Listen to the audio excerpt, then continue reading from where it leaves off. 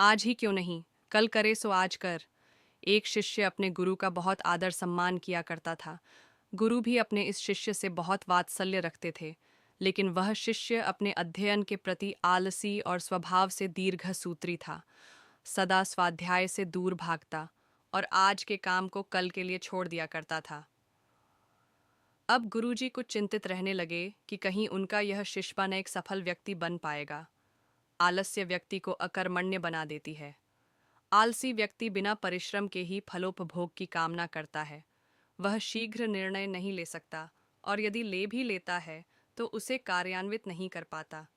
यहाँ तक कि अपने आसपास के वातावरण के प्रति भी सजग नहीं रहता है और न भाग्य द्वारा प्रदत्त स्वअवसरों का लाभ उठाने की क्षमता रखता है।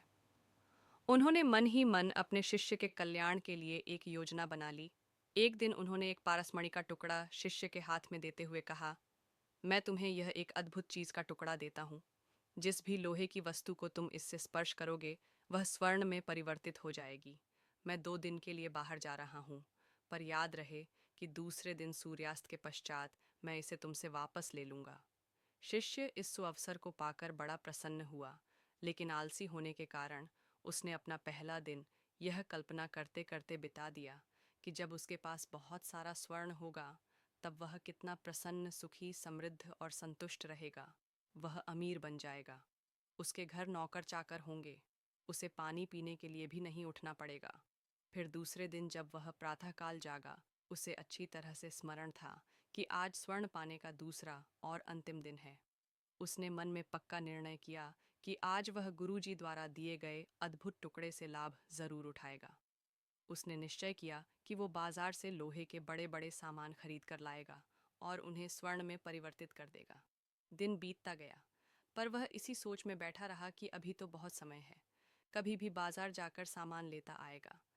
उसने सोचा कि अब तो दोपहर का भोजन करने के पश्चात ही सामान लेने निकलूंगा, पर भोजन करने के बाद उसे विश्राम करने की आदत थी और उसने मेहनत करने के अवसर को छोड़ भेजकर थोड़ी देर आराम करना उचित समझा।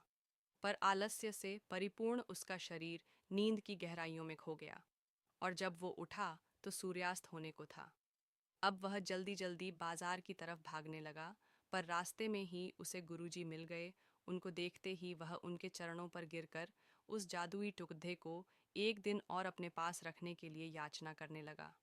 लेकिन गुरुजी नहीं माने और उस शिष्य का धनी होने का सपना चूर चूर हो गया। पर इस घटना की वजह से शिष्य को एक बहुत बड़ी सीख मिल गई। उसे अपने आलस्य पर पछतावा होने लगा। वह समझ गया कि आलस्य उसके जीवन के लिए एक अभिशाप है और उसने प्रण लिया कि अब वो कभी भी काम से जी नहीं चुराएगा और एक कर्मठ, सजग और सक्रिय व्यक्ति बनकर रहेगा।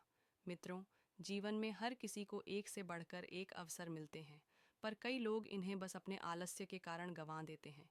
इसीलिए यदि आप सफल, सुखी, भाग्यशाली, धनी अथवा महान बनना चाहते हैं तो आलस्य और दीर्घ सूत्रता को त्याग कर अपने अंदर विवेक, कष्ट साध्य श्रम और सतत जागरूकता जैसे गुणों को विकसित कीजिए।